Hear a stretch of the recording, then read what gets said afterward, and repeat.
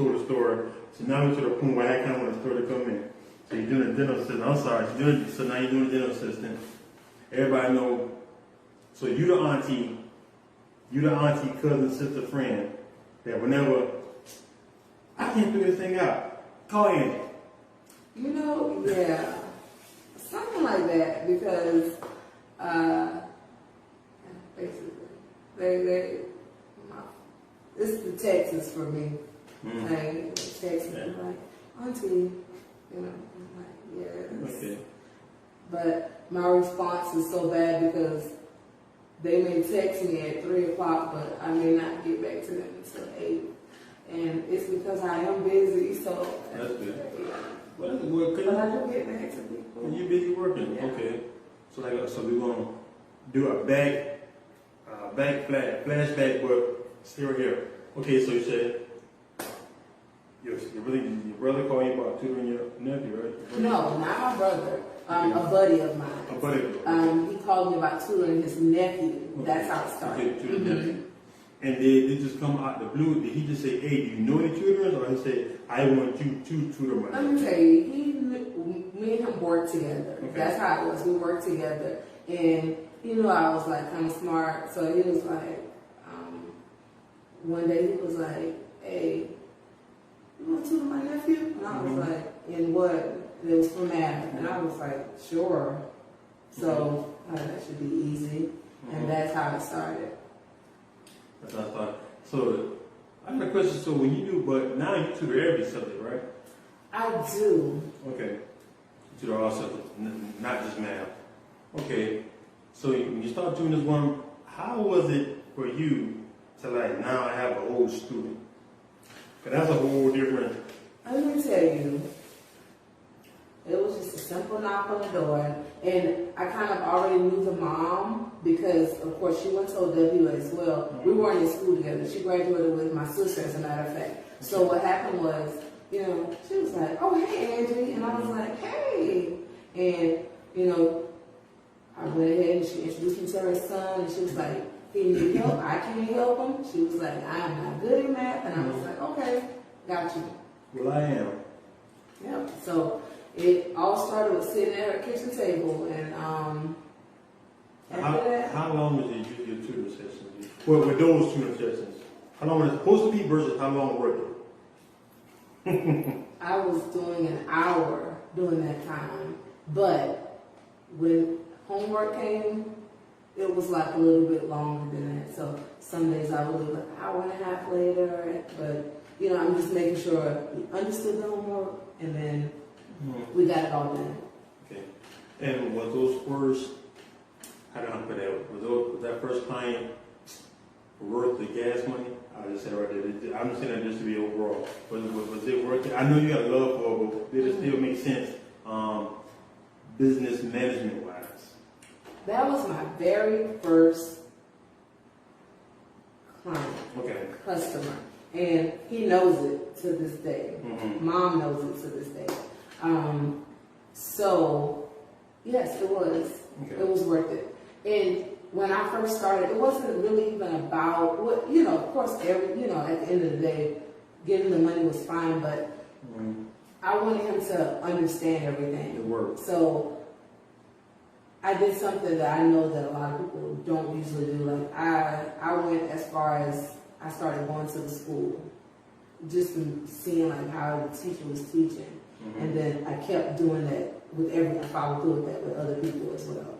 So like and the teacher was like, "Oh, okay, you're his tutor," and I was like, "Say, let your mom know I'm gonna go to your school because I want to see what the math teacher is doing and see how this technique is going versus how I'm teaching you. Because when I'm teaching it to him, he was understanding, and he was like, "Hey, I don't understand this, but when I get in class, it's like totally different." And I was like, "Yeah, I'm gonna keep doing this." AKA new math.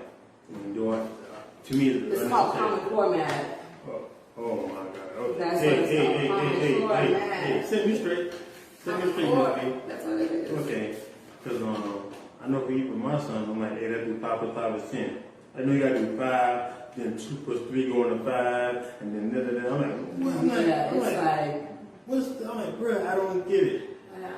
But I let him do it because it's the way he's learning. Even the multiplication side of this world, like we were just doing like 12 times 12. Now it's like a box method, and then it's like another method. Yep. It's like 4 different methods. And I learned this from being in schools. Like one teacher was teaching one method, another, and I was like, I've never seen this before. I jotted it down because I'm interested, because I have to teach this to the other students. So yeah, so I'm jotting it down. I'm learning as well. That's one of the benefits of going into schools. I'm learning the same thing what, they're learning that's different. I'm for math. Woo. So I have a question. So how does this time work out with your regular job? Let me tell you. I would get off at 12 on Mondays, so it allowed me to go to at least like 3 or 4 schools if I wanted to, So one day I would go to Edisto, and if I had time, I would be like, okay, let me go to OW. And then after I would leave OW, I said, well, let me go to Howard. So I went to 3 different schools. And some of the teachers, man, it was like, they did not like me that much because I was questioning them, and I was just asking, how is such and such doing? And they were like, well, I'm not, you're really not the parent, but I'm his tutor. I just want to see like how this is going. Like, how is he in school? Like, as far as testing goes, because sometimes kids get nervous when they have to do all of this stuff. When I'm in front of them and we're doing one-on-ones, it's easy. Correct. I'm walking you through. I have time for you versus the teacher that has like 30 students and teaching the same way. Just making sure I got 45 minutes for this class. I need to hurry up and give you a lesson and get you out of here. And me, I'm just taking way more time. And I'm just like, well, when they're in front of me, they're getting this. And then, I'm getting makeup work. I'm getting all kinds of things that is helpful to the student. That the average person, the student is not thinking about getting this stuff. No. So it can help them. No. But I'm just taking the extra steps, getting paid the same thing, and it doesn't bother me. I still do it till it doesn't bother me. Because you have shout out to Jazz, because what it's telling to me is when your passion can be a career. So you part of that 1% too. When your career when your career and a passion can align, that is you don't mind going out there because you have a passion for it. And when you got a passion for things you put the work in, then the money will come. Yep. That's what I believe in that. Yep. Career passion, you do something for not a little, not but a small amount. I do know a tutor that does do that, but that's very rare. Yeah. That is very rare. And that's what makes you stand apart. Yep, it does. Because there's not too many. I don't know, you and one other black tutor. Yep. And so do you find your name? Okay. Let me slow it down. Okay, so you're doing this, you're getting more clients, right? Your name is growing, you're getting word of mouth, you loving it. At what point did you have to start turning clients down before you got this facility? This facility that we in right now, guys, this is her facility. Go black woman, go. So anyway, so at what point did you have to start turning clients away because you just didn't have enough time? Oh, let me tell you, when it came to like, I had 2 people call me and they were like, I found you on Google. And, one person was in Florida, and I was like, of course I can't go to Florida, but, I also offer online sessions, but then they were like, oh, that's one thing. So that was something I had to turn down because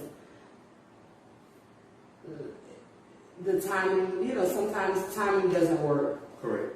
And then Columbia, I had someone that wanted me to go back and forth, and I was like,